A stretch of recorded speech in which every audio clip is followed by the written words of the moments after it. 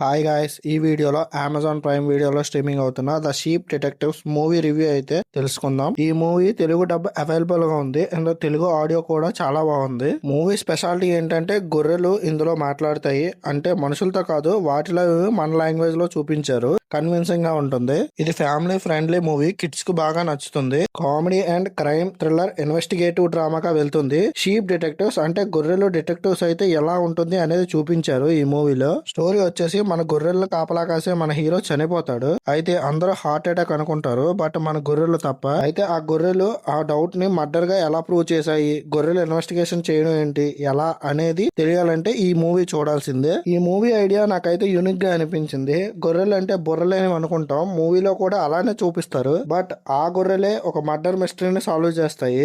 గొర్రెలు murder మిస్టరీని solve చేయడం ఫన్నీగా అనిపిస్తుంది, బట్ స్టోరీలో మాత్రం సీరియస్ గా ఇన్వాల్వ్ అయిపోతాం. అదే మూవీకి బిగ్గెస్ట్ ప్లస్. ఈ మూవీలో 15 to 20 మినిట్స్ స్టార్టింగ్ లో స్లోగా ఉంటుంది, ఆ తర్వాత మూవీ అంతా ఇంట్రెస్టింగ్ గా వెళ్తుంది.